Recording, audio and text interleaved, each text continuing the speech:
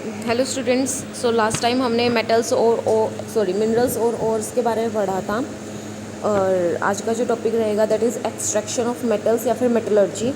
तो जैसे कि मैं एक्सप्लेन कर चुकी हूँ कि मेटल जो भी मिलते हैं हमें, वो कहाँ से मिलते हैं, उनके ओर से मिलते हैं। ठीक है।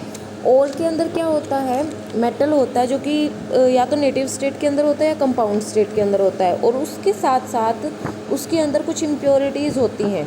ठीक है। मिट्टी वगैरह की कुछ इम्प्योरिटीज़ होती है, डस्ट पार्टिकल्स होते हैं, सैंड्स होती हैं। तो मेटल को हमें इस ओर से एक्सट्रैक्ट करने के लिए क्या करना पड़ता है, रिफाइनिंग करनी पड़ती है। बहुत सारे स्टेप्स होते हैं जिनको हमें क्या करना पड़ता है, फॉलो करना पड़ता है। तो उसी को हम क्या बोलते हैं, एक्सट्रैक्शन ऑफ मेटल्स या फिर मेटलर्जी। ठीक है। तो जो एक्चुअल प्रोसेस होती है एक्सट्रैक्शन की, एक पर्टिकुलर मेटल को उसके ओर से निकालने के लिए, तो उसमें कुछ मेन फैक्टर्स होते हैं। तो वो मेन फैक्टर्स क्या हैं, सबसे पहले हमें पता होना चाहिए कि नेचर क्या है और का, इम्प्योरिटीज़ का क्या नेचर है, और मेटल कैसे एक्सट्रैक्ट क्या कर सकते हैं। तो उसके लिए 3 स्टेप्स हैं।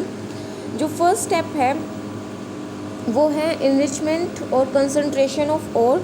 सेकेंड स्टेप है extraction of metals from the concentrated ore, और थर्ड स्टेप है रिफाइनिंग ऑफ इम्प्योर मेटल। तो फर्स्ट स्टेप के अंदर क्या होता है, कंसनट्रेटेड ओर के अंदर इसका जो है और हमें कहाँ से मिलता है, मिनिंग प्रोसेस से, ग्राउंड से हम निकालते हैं लार्ज अमाउंट में। वहाँ पे अर्थी और सैंडी इम्प्योरिटीज़ होती है जिसको हम क्या बोलते हैं, गैंग बोलते हैं।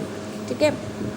तो फर्स्ट स्टेप है मेटलर्जी का, इसलिए हमें सबसे पहले जो अनवांटेड इम्प्योरिटीज़ हैं उनको हटाना पड़ेगा। ठीक है। तो और से ताकि जो कंसंट्रेशन है मेटल का वो इंक्रीज़ हो सके। तो और क्या हो जाएगा, इनरिच्ड है वो मेटल्स के साथ। तो माइन करते हैं जब हम उसमें, तो बिग लम्प्स बन जाते हैं, गांठ टाइप में बन जाता है। तो सबसे पहले हम उनको स्मॉल पीसेस के अंदर ब्रेक डाउन करना पड़ता है, मैकेनिकल क्रशेस के थ्रू। मैकेनिकल चीज़ करके हम उसको छोटे छोटे पीसेस में कन्वर्ट करते हैं, और उसके बाद उसको फाइन पाउडर बनाते हैं, जिसके लिए कुछ स्पेशल मील्स होती हैं। और ये मेथड यूज़ होता है कंसंट्रेशन करने के लिए, क्योंकि जो ओर होता है वो डिपेंड करता है नेचर के ऊपर कि उसका नेचर कैसा है। नेचर जब हम ओर के रिफाइनिंग के बारे में पढ़ेंगे तब आपको ये वर्ड एग्जैक्टली समझ आएगा कि मैं नेचर किस टाइप से बोल रही हूँ। ठीक है। तो ये मेथड जो है यूजली बेस्ड होता है कुछ फिज़िकल और केमिकल प्रॉपर्टीज़ के ऊपर, गैंग और ओर की। तो कुछ मेथड्स हैं जो हम जनरली यूज़ करते हैं, जैसे कि यहाँ पे दिया हुआ है gravity separation method, froth flotation. तो सबसे पहले ग्रेविटी सेपरेशन मेथड्स के बारे में हम लोग पढ़ लेते हैं। इसके अंदर क्या होता है, ये जो कंसंट्रेशन जो है ऑक्साइड और है, तो इसके अंदर जैसे कि अगर लेड है, टिन है, आयरन है, इसके लिए हम यूज़ करते हैं इसको। ये मेथड किसके ऊपर बेस्ड होता है, जो ओर की डेंसिटी और जो मेटल है उसकी डेंसिटी अलग अलग होती हैं। ठीक है। एक हल्का होगा और एक भारी होगा।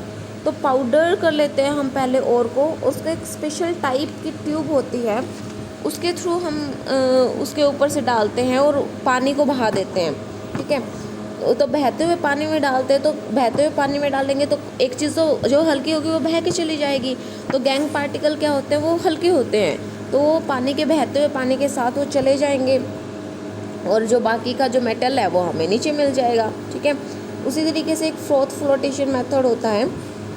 इस मेथड में जनरली जो है सल्फाइड और को अलग करते हैं हम, और बेसिकली क्या होता है, इसका एक प्रिंसिपल है जिसके अंदर सल्फाइड और को है ना हम ऑयल के साथ भिगो देते हैं। जैसे कि एक होता है ट्यूब, इसके अंदर हमने पानी के साथ इसको फिल कर लिया, इसके अंदर हमने इम्प्योरिटीज़ ऐड कर दी, साथ में पानी ऐड कर दिया। तो क्या होता है कि गैंग के जो पार्टिकल्स हैं वो नीचे सेटल डाउन हो जाते हैं, और इस टैंक के अंदर हमने वाटर और पाइन ऑयल डाल देते हैं, और साथ में क्या किया जाता है, अब जनरली क्या होते हैं जो गैंग पार्टिकल्स होते हैं ना, अब इन्हें हमने ऑयल भी डाला इसमें। ठीक है। तो गैंग पार्टिकल ऑयल की वजह से क्या हो जाते हैं, गीले हो जाते हैं और सेटल डाउन हो जाते हैं। ठीक है। और क्या सल्फाइड और वेट डाउन हो जाते हैं, ऑयल के साथ चिपक जाते हैं, और जो पानी के साथ जो गैंग पार्टिकल हैं वो पानी के साथ भीग जाते हैं और नीचे सेटल डाउन हो जाते हैं। ठीक है। तो हमने पाउडर ओर डाला हुआ है इस टैंक के अंदर, और इस टैंक के अंदर क्या है, वाटर भी है, और पाइन ऑयल हमने इसके अंदर डाला हुआ है। जैसे ही हम इसके अंदर से एयर ब्लो करते हैं, ठीक है, तो एयर जब हम इसके अंदर ब्लो करेंगे तो इसके अंदर ऑयल कुछ ऐसा चीज़ डाल देते हैं जिससे फ्रोथ का मतलब होता है झाग बनना, ठीक है। तो ऐसी चीज़ हम डाल देते हैं इसके अंदर कि जिसमें फ्रोथ बने, ऑयल की वजह से इसमें फ्रोथ बनता है। तो फ्रोथ क्या होता है, जो झाग होते हैं वो हल्के होते हैं तो वो ऊपर उठ जाते हैं, तो ऊपर आ जाते हैं तो बब्बल के साथ जो सल्फाइड ओर है वो चिपक जाते हैं, ठीक है, जिससे क्या हो जाता है कि हम सल्फाइड ओर को ऊपर से आसानी से निकाल सकते हैं, और गैंग पार्टिकल जो हैं पानी के साथ नीचे भीग जाते हैं और वो हैवी हो जाते हैं, नीचे सेटल डाउन हो जाते हैं। और ये जो फ्रोथ है जो बना है हम उसको दूसरे टैंक में डालते हैं और कुछ टाइम बाद जो है वो कंसनट्रेटेड और हमें मिल जाता है, ठीक है। तो एक बार फिर से एक्सप्लेन कर देती हूँ। हमने क्या लिया, एक टैंक लिया जिसके अंदर हमने पाउडर ओर डाला और उसके अंदर पानी डाल दिया, साथ में हमने पाइन ऑयल डाल दिया, ठीक है। इसके बाद हमने क्या किया, हमने पाउडर ओर को डाला और पाइन ऑयल डाल दिया। अब जो मिट्टी वगैरह के पार्टिकल है वो पानी के साथ भीग जाएंगे और नीचे सेटल डाउन हो जाएंगे, ठीक है। और जब हम इसके अंदर एयर ब्लो करेंगे बाहर से, तो हमने ऑयल डाला हुआ है पाइन ऑयल, जिसकी वजह से झाग बनने स्टार्ट हो जाएंगे ऊपर। तो जो सल्फाइड के जो पार्टिकल्स थे वो क्या हो जाएंगे, ऊपर सेटल डाउन हो जाएंगे, जिसकी वजह से क्या हो जाएगा, हमें कंसनट्रेटेड और मिल जाएगा, ठीक है। उसके बाद है इसमें फ्रोथ फ्लोटेशन के बाद है मैग्नेटिक ओर्स। मैग्नेटिक ओर्स को कैसे निकालते हैं हम, तो इसका भी एक सिंपल सा मेथड है। हम 2 व्हील लगा लेते हैं और उसके ऊपर जो बेल्ट लगाते हैं वो आयरन की बेल्ट होती है, ठीक है। तो मैग्नेटिक ओर को सेपरेट करने का एक सिंपल सा तरीका है कि वो जो है मैग्नेट को चिपकेंगे, ठीक है। तो हमने इलेक्ट्रोमैग्नेटिक रोलर ये लगा दिया है यहाँ पे और मैग्नेटिक बेल्ट लगा दी है। तो जो चिपकेंगे तो यहाँ पे ढेर इकट्ठा हो जाएगा, ये तो वो ढेर हो जाएगा जो मैग्नेट को अट्रैक्ट नहीं करते हैं, और फिर ये चिपकते चिपकते यहाँ से एक और ढेर इकट्ठा हो जाएगा,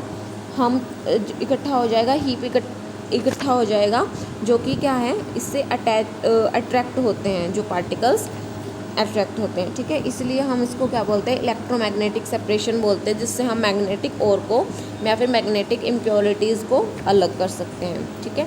that's all for today, thank you.